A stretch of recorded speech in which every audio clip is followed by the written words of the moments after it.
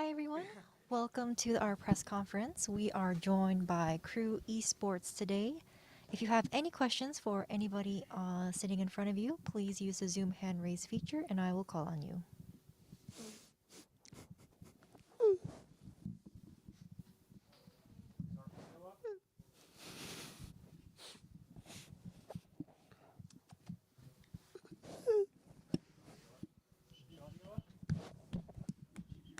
All right, we have our first question from Scott at .esports.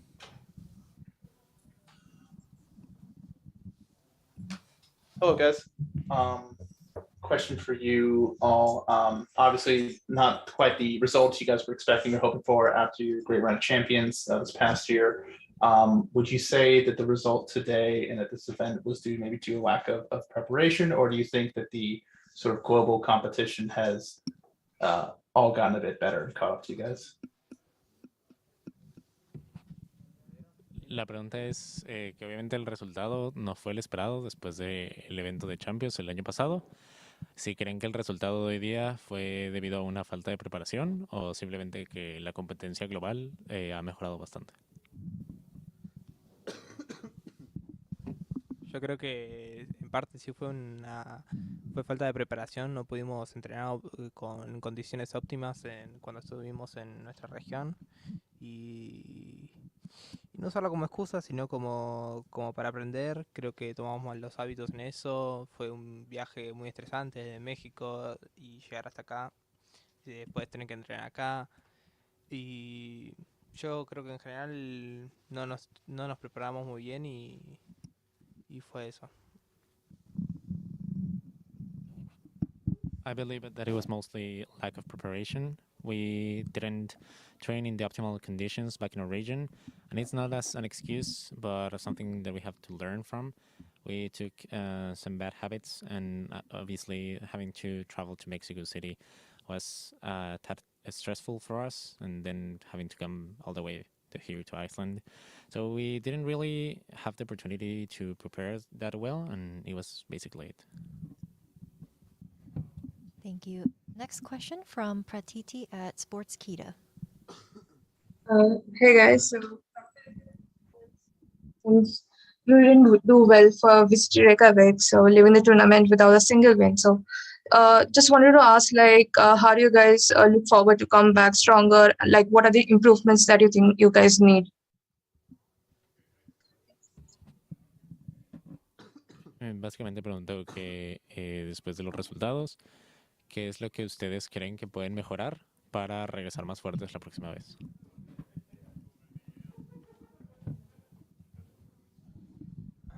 Creo que, como dije anteriormente, una mejor preparación creo que es lo puntual para un equipo, estar bien preparados antes de llegar al torneo y práctica y no hay más nada que eso. Eso. As I stated previously, better preparation in itself is something really important as a team before coming into a tournament. And it's just that, train more, practice more, and no more than that. Thank you. Next question from Declan at Dexerto. Hi, this is for anyone. I was just wondering if you guys thought that you should have been seeded directly into the playoffs instead of having to play through this group stage. Sí, debieron haber pasado directo a playoffs en vez de haber sido sediados dentro de grupos. Yo creo que sí, que por lo menos Brasil y Latinoamérica tendrían que tener los 2 y 1 y no compartirlo. I believe that we should have. I think that at least Brazil and Latin America should both have Seed 1, and they shouldn't be sharing it. Thank you. Next question from Sons of KS Mexico. Hello, can I ask my question in Spanish? Yes. Thank you very much. Hola, muy buenas tardes. Soy el Wicamina de Son of KS. Me da mucho gusto verlos por acá. Pues lástima por el resultado.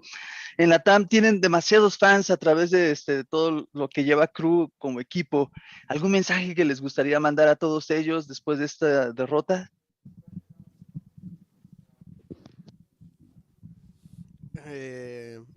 Yo creo que sigan apoyando nomás y que esto recién empieza y con la fe intacta en KRÜ nomás porque así se empieza el año. XD.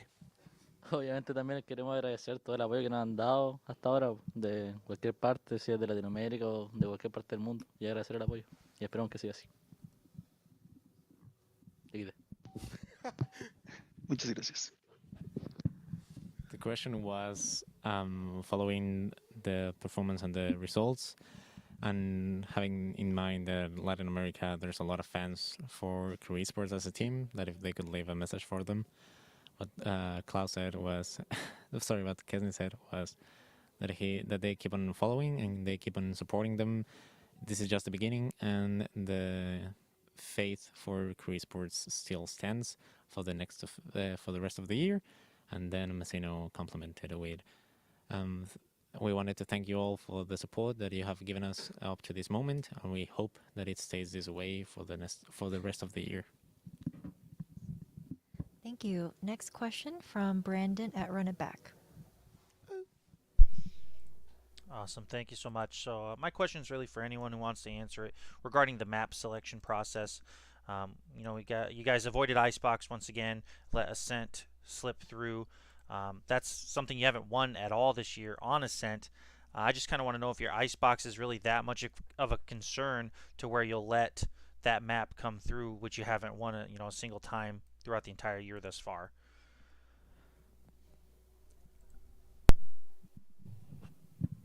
La pregunta era respecto a la selección de mapas, que pues ustedes banearon Icebox y permitieron que Ascent pues se jugara. Si verdaderamente el Icebox es tanto una preocupación como para permitir que el Ascent pasara, siendo que es un mapa que no se ha ganado en lo que lleva del torneo, bueno, del año. No jugamos Icebox. Yo creo que si lo baneamos es por algo. Yeah, we don't play Icebox. I guess if we don't play it, it's for a reason. Thank you. Next question from Hitbox King Support. Hello, can I speak in Spanish, please? Yes. Thank you.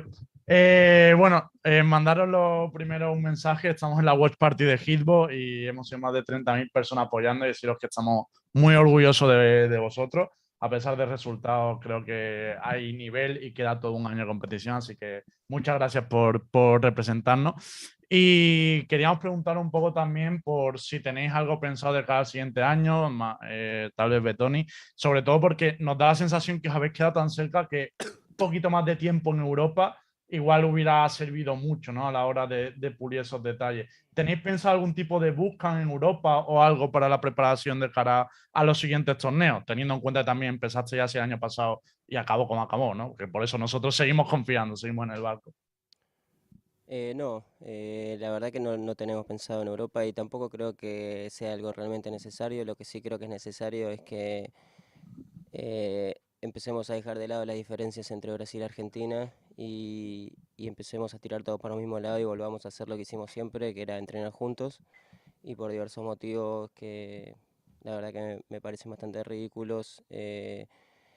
Ellos dejaron de entrenar contra nosotros. Espero que recapaciten esa decisión y podamos volver a entrenar, porque tanto nosotros como ellos a nosotros nos necesitamos, las dos regiones. Y creo que eso es algo que quizá nos faltó en este torneo. Nos faltó poder entrenar de la mejor manera contra ellos. Así que creo que si podemos arreglar esa relación, por así decirlo, nuestro nivel va a volver a ser el de antes. Muchas gracias, ojalá se arregle. Gracias, Alem. Saludo, bro. Saludo. Grandes. The question was whether they were thinking about having a boot camp in Europe facing the next tournament, and they kept believing. Basically, what Betoni answered was that in reality, he doesn't really think right now of Europe. He doesn't think that it's necessary. But what it is necessary is to solve the difference between Brazil and Latin America, Argentina especially, and to put that all aside and to train together again.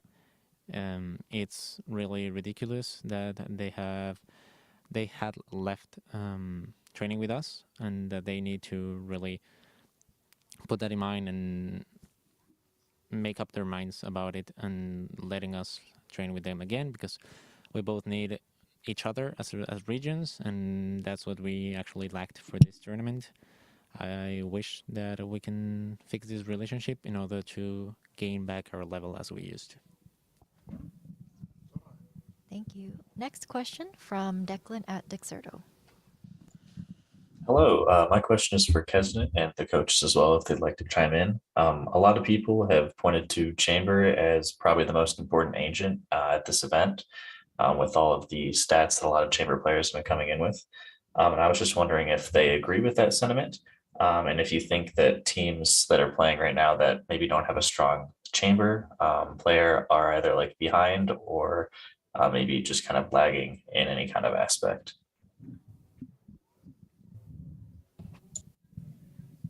La pregunta era que actualmente muchas personas dicen que Chamber es uno de los agentes más importantes del evento debido a los resultados que se han dado en los últimos partidos. Y era dirigida para Kesnit y para Betoni. Que si creen que los equipos que se están quedando atrás, que no los han estado utilizando, se están quedando atrás en el meta, o pues les hace falta el hacer este cambio a Chamber.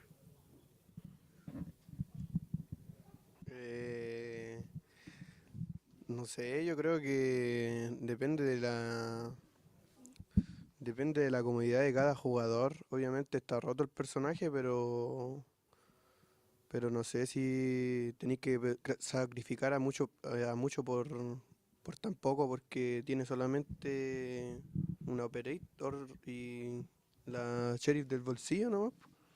Entonces, no sé, depende de la comodidad de cada jugador. No sé si un personaje tan importante, porque por mí yo la Killjoy la dejaría. Tiene mucho mejor setup.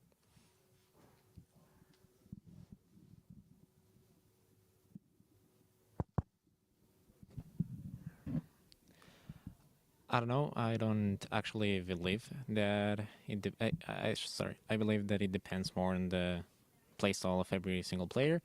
The champ is broken in itself, but I don't think you have to sacrifice so much for so little, because he only has an operator and like a pocket sheriff.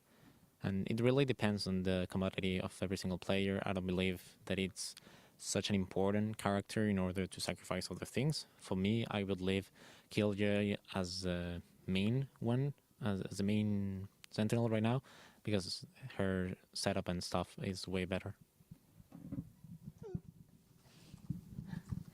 Thank you. Next question from Lau at Only Games Latam.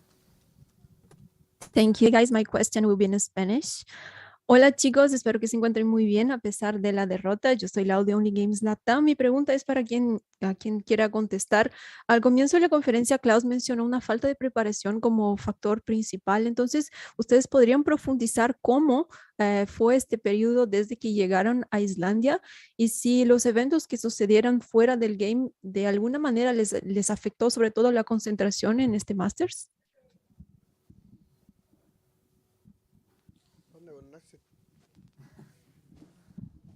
Creo que, como dije al principio, nos afectó la falta de preparación, fueron muchos meses de estrés, también el Champion fue un mes que fue muy alto, pero a la hora de tener que descansar y volver a las 2 semanas a entrenar, no tuvimos un buen tiempo de descanso. Después pasó, lo que pasó con Brasil, tuvimos que viajar a México, estuvimos 20 días en México, después tuvimos que venir acá a hacer cuarentena. Fue un viaje muy largo, muy estresante en todo, porque siempre hubieron dificultades entre medio, como no descansar bien, como no entrenar bien. Después lo que fue México también fue un torneo difícil porque terminamos perdiendo, fue estrés también, y yo creo que sí, todo junto es algo que no te llega, no haces que el equipo esté al 100%. Perfecto, muchas gracias. The question was at the beginning of the press conference, Klaus said that it was due to a lack of preparation, and if they could go deeper about their period here in Iceland and all the things that affected them outside of the game. What Klaus answered was, I believe, as I said at the beginning of the conversation, that it was basically lack of preparation. It was so many months of stress. Champs was obviously a really heavy month for us, and we didn't really have much time to rest. We only had a couple of weeks. Then it was the Brazil thing, then flying to Mexico, 20 days there, and basically coming here, having to quarantine, and we really haven't been able to rest that much. Obviously, Mexico was also a tough tournament because we obviously lost. It was a lot of stress for us, and everything of that combined is what really didn't let us be at our 100%. Thank you. Next question from Miguel at KRÜ Esports. Miguelinho. I will speak in Spanish. Mi pregunta sería, no vimos al CRÜ tan dominante ni siquiera en el torneo regional como ahora en el internacional. Entonces, entender un poco qué tanto cambió el esquema de preparación tras la salida de Onur de la temporada pasada a esta temporada.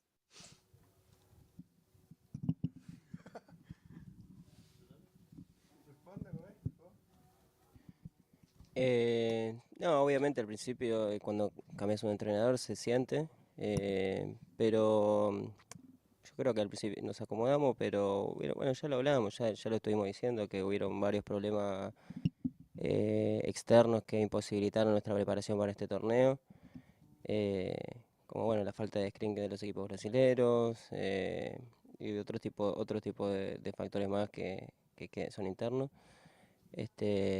Así que no, creo que el equipo puede salir adelante. Demostró que volvió a ser campeón de Latinoamérica y a pesar de todos los problemas que tuvimos, y creo que lo único que tiene que pasar es que corregir algunas cosas. Obviamente cometimos errores, pero también tiene que normalizarse un poco todos los problemas que tuvimos, y creo que el equipo va a andar como el año pasado.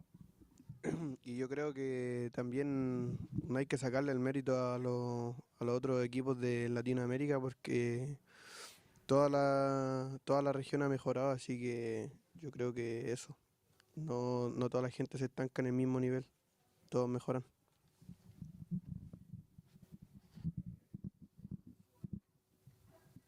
Muchas gracias. The question was that we didn't get to see the dominant CRÜ neither on the regional tournament as here in the international stage. What changed in the preparation scheme for the leaving of Honor and from now on? Betani answered was obviously at the beginning changing a coach, it takes a toll on us.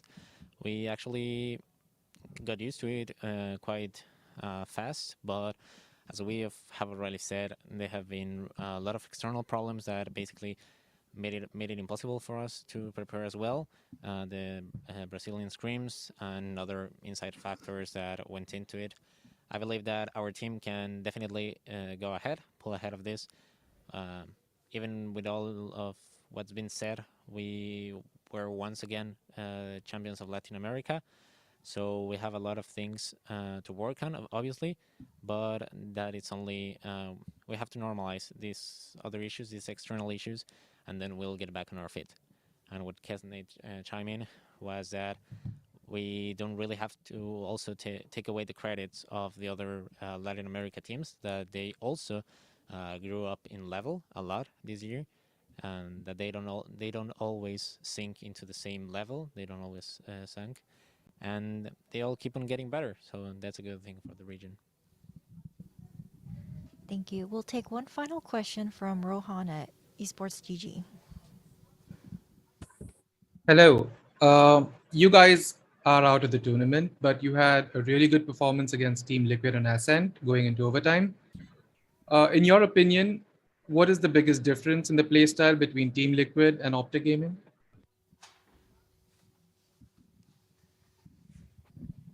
Les dijeron que, pues bueno, tuvieron muy buen desempeño en contra de Team Liquid en Ascent. ¿Y cuál creen que es la principal diferencia entre el estilo de juego de OpTic Gaming y de Team Liquid? Yo creo que principalmente Liquid trata de jugar un juego más colectivo entre todos juntos y OpTic igual trata de basar su juego alrededor de Jai y su operator. Chai Gaming. I believe that Team Liquid has a more collective kind of play style where they try to play everything as a team, whilst OpTic Gaming depends more on Jay playstyle and obviously his operator playstyle, so it revolves around him. Thank you very much. That concludes our press conference with KRÜ Esports. We'll be back shortly with our next press conference. Thank you.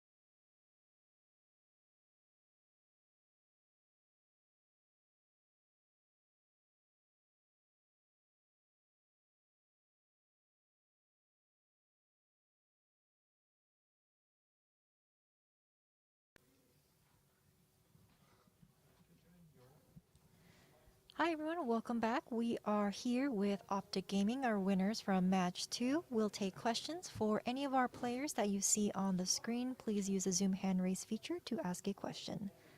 First question from Mike at Upcomer. Yeah, hi. I have a question for Marv. Obviously, when it came to your performance today, any time that you guys really needed a round to win, especially on Ascent, you really helped. Helped in those rounds where you guys needed those clutch wins. Do you feel like your performance today is more of a what's the word I'm looking for? Of a sign of things to come for the team? Do you think is going to be a consistency that you're going to perform to this caliber, or was this you popped up when you needed to? Of course, I'm gonna keep performing like this. I mean, I haven't played Omen since like last patch too much, but it's kind of coming back to me. I've had all these tricks in my bag for a long time, so I just think I'm just gonna get better. Thank you. Next question from Pratiti at Sportskita. Hey guys, congratulations for the win. So you guys will be facing Zezia next again, who handed you a loss in the last match. So how confident are you guys competing them again? I think as a team, we're pretty confident. We know all the little gimmicks that they do. We know how they play as a team, and we're just going to work on ourselves. And I think as a team, we're pretty confident. Thank you. Next question from Declan at Dexerto.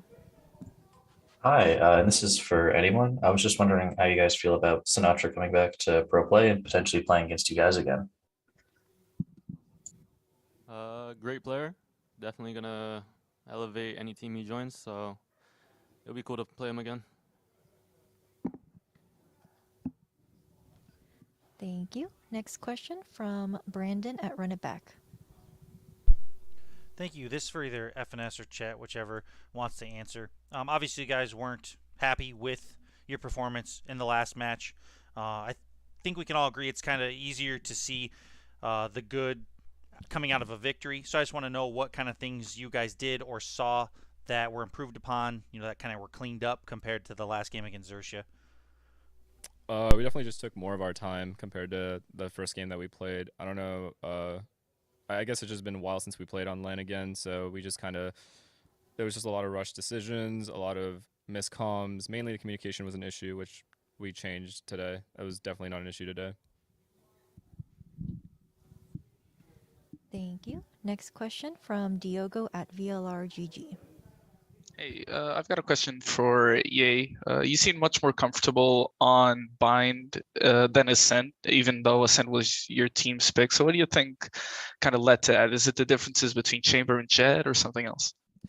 Honestly, I think it was just me getting like a little bit tired, because like prior to this, there was a technical pause in which like there was like a few different issues, and it kind of led to like us like sitting around for like 2 hours, and I think what I was getting like a little like hungry and a little tired after playing so much and playing like an intense series. So I think I just lost focus, and I started making like some weird errors and like some whiffs and stuff like that, in which like I should normally get these kills, but like I wasn't just as focused as I normally am. I don't think it's an agent issue, because usually I'm pretty good at Ascent, I feel, but sometimes it happens.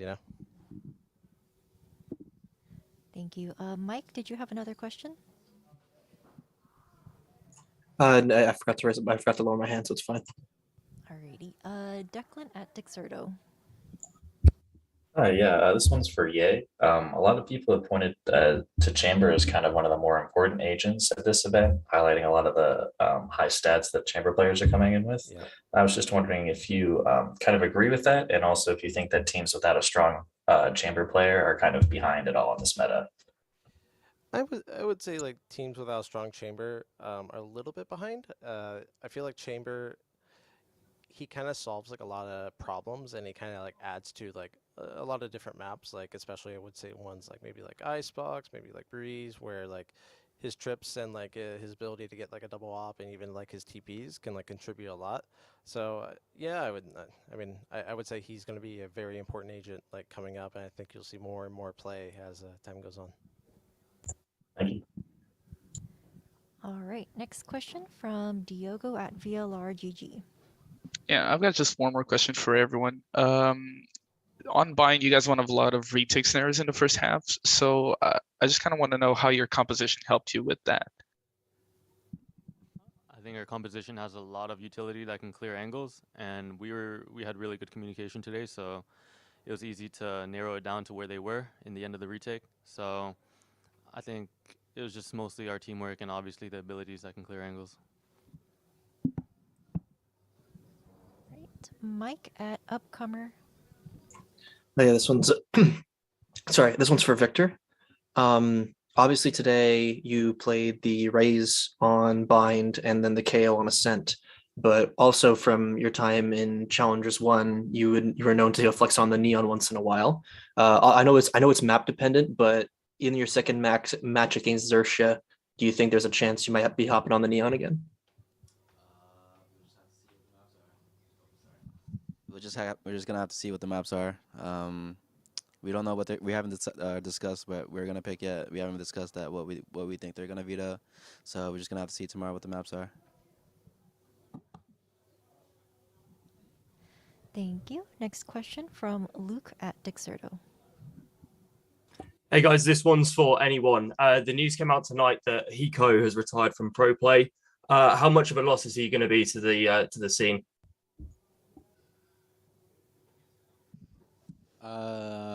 I think he's a pretty big personality. He definitely started in the game in the beta as like one of the top dogs and one of the heavy hitter streamers.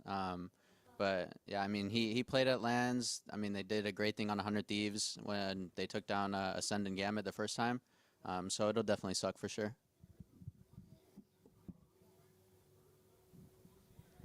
All right, Mike, did you have another question? No, all good. That's good. That's it for me. Alrighty. Are there any other questions in the room? All right. Well, thank you for joining us today with the OpTic Gaming press conference. We'll be back after match 3. Thank you.